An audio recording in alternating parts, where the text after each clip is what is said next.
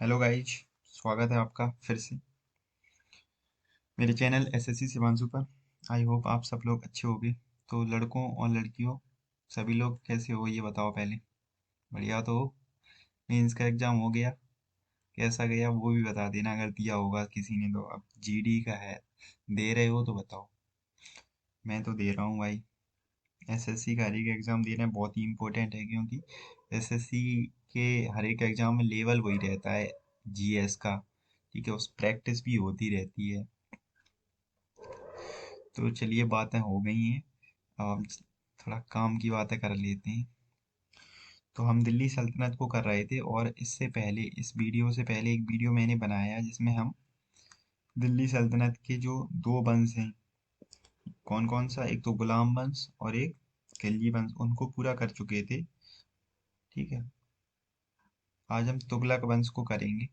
तो मैंने बता दिया था इससे पहले। क्या बताया था? मैंने बताया था कि जो गाजी मलिक था उसने हत्या करवा दी थी खुसरो खां से। किसकी? जो अंतिम शासक था खिलजी वंश का, मुबारक शाह खिलजी। ठीक है, इधर देखो जरा। ये मुबारक शाह खिलजी है, इसकी हत्या करवा दी थी खुसरो खां से, और बाद में गाजी मलिक ने इस खुसरो खां को ही मार दिया था। फिर ये गाजी मलिक नया शासक बना, किस नाम से भी गद्दी पे बैठा है? ओ, मैंने मोहम्मद बिन तुगलक बताया था ना। हाँ गाइस, थोड़ी मिस्टेक हो गई थी मुझसे। ठीक है, इस वीडियो में सुधार लेता हूँ। मोहम्मद बिन तुगलक नहीं, गयासुद्दीन तुगलक के नाम से ये गद्दी पे बैठा था। किस नाम से? गयासुद्दीन तुगलक के नाम से। ठीक है, अब थोड़ी मुझे लगता है क्लियर हो गया होगा। ठीक है, ओके। तो चलिए गाइज, ओ सॉरी, चलो शुरू तो हमने कर दिया, चलो समझते हैं। तो जब ये गयासुद्दीन तुगलक, यानी कि अपना जो जौना खान था, वो गद्दी पे बैठता है, किस नाम से? गयासुद्दीन तुगलक के नाम से। ठीक है, ये जो तुगलक वंश है, इसका जो टाइम था वो था 1320 से 1414। टाइम भी पूछ सकता है, बस देख देख जरूर लेना कि 13, मतलब 100 साल लगभग हैं।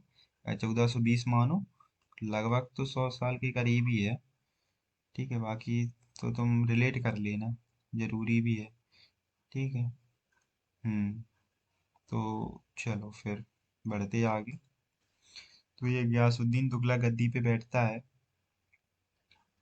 ठीक है, जूम कर देता हूँ थोड़ा सा। गयासुद्दीन तुगलक गद्दी पे बैठता है। इसका जो टाइम रहता है वो 5 साल का रहता है, 1320 से 1325 तक रहता है गद्दी पे।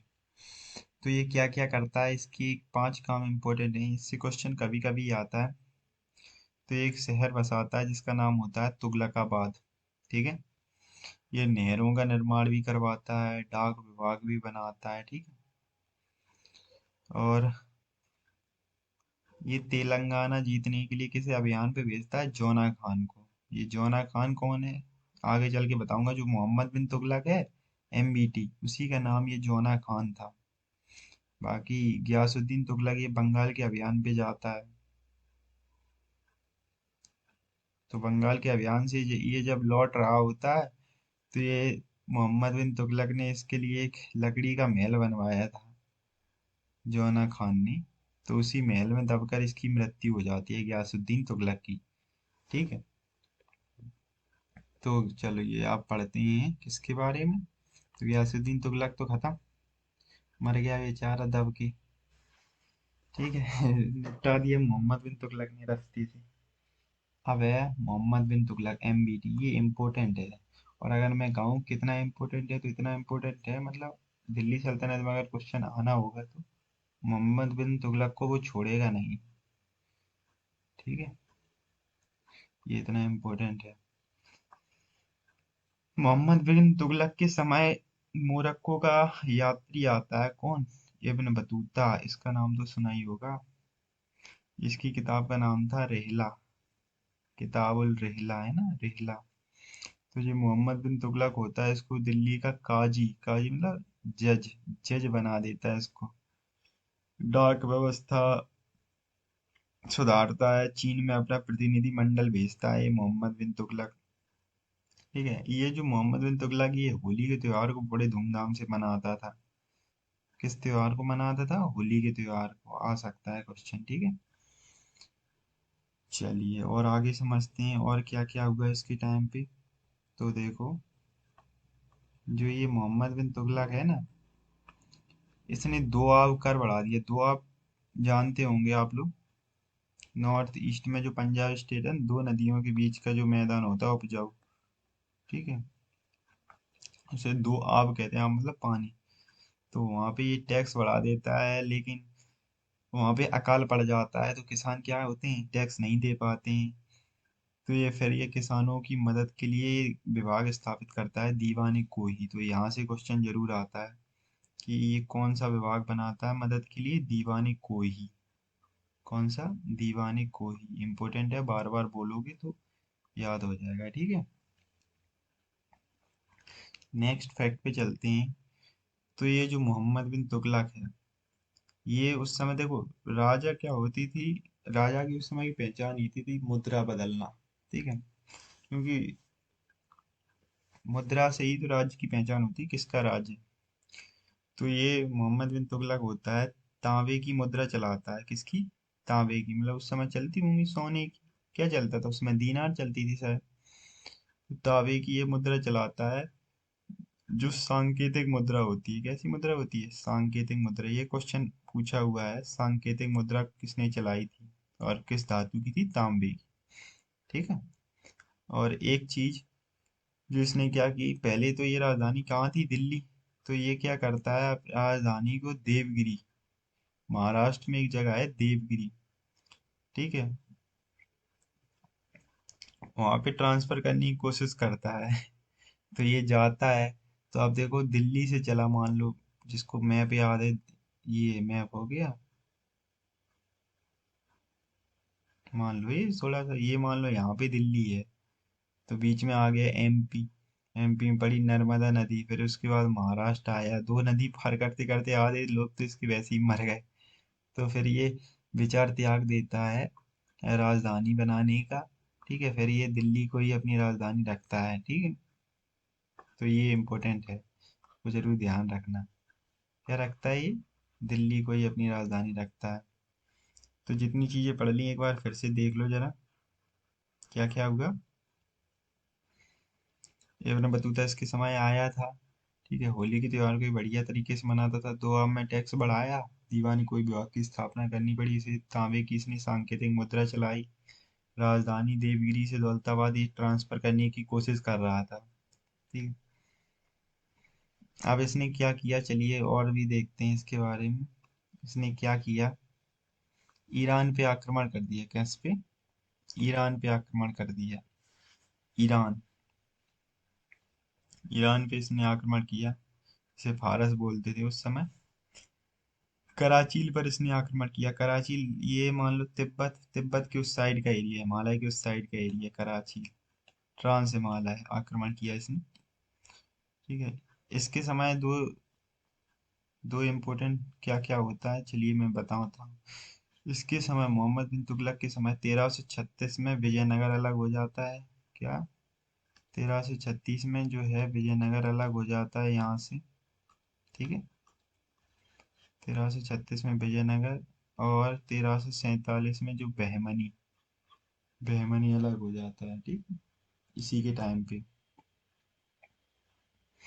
तो यहाँ से जो मोहम्मद बिन तुगलक के बारे में जितनी भी इम्पोर्टेंट जानकारी थी, इतनी ही देश से ज़्यादा क्वेश्चन ना आए हैं, इतने डीप ना तो आते हैं, ठीक है। चलिए अब देख लेते हैं मोहम्मद बिन तुगलक के बाद कौन आया था। मोहम्मद बिन तुगलक के बाद आया था फिरोज शाह तुगलक, ठीक है। कौन आया था? फिरोज शाह तुगलक, FST। इसको देखते हैं,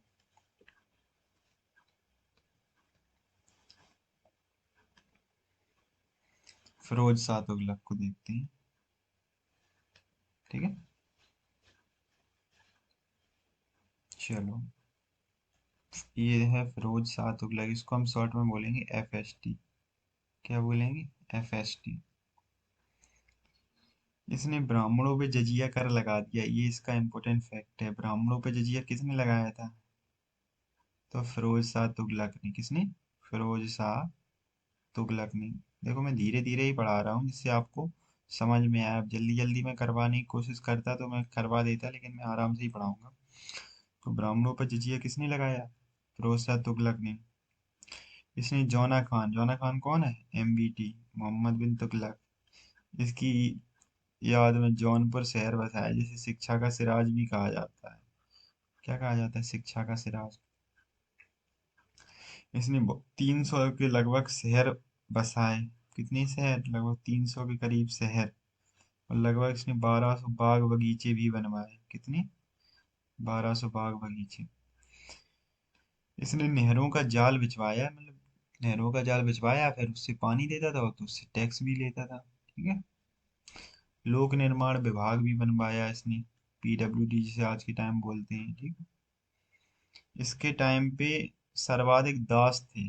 दास यानी कि जो गुलाम होते हैं, 1.8 लाख। तो गुलामों के लिए इसने एक विभाग भी बनवाया था, उसका नाम क्या था? उसका नाम था दीवानी बंदगान। क्या नाम था? दीवाने बंदगान। ध्यान रखना। गुलामों के लिए क्या नाम था? दीवाने बंदगान। ठीक है। सर्वाधिक दास थे इसके टाइम पे, दीवाने बंदगान, से विभाग भी बनाना पड़ा। ठीक है। दीवान फिर से लिख देता हूँ जिससे दिमाग में जाए, दीवानी बंदगान। ठीक है। इसने सरकारी खर्च से हॉस्पिटल, जिसे दारुल सफा कहते थे, क्या कहते थे? दारुल सफा। हॉस्पिटल बनवाया इसने। ये क्वेश्चन इंपॉर्टेंट है, दारुल सफा। ठीक है। इसने सरकारी धन से हज हज यात्रा करवाई लोगों को। ठीक है। मुफ्त इलाज किया। ये इंपॉर्टेंट फैक्ट है।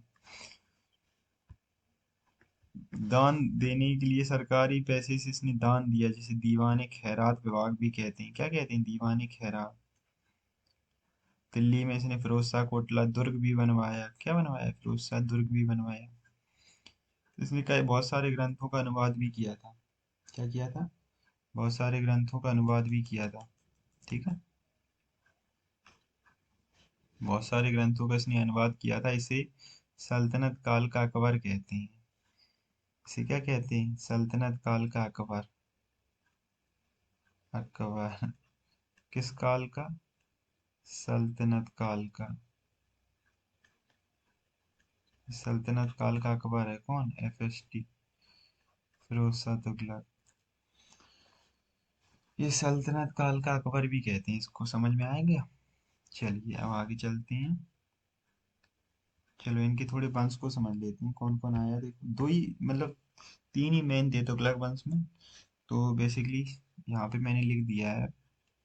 चलिए इस पेन से देख लेते हैं, थोड़ा अच्छे से समझ में आएगा। तो तुगलक वंश था वो 1320 से शुरू हुआ, लगभग 1420 तक। 14 से 14 याद रखेंगे, लगभग 100 साल। लगभग लगभग नहीं, याद रखो। ठीक है। लगभग 100 साल तक चला।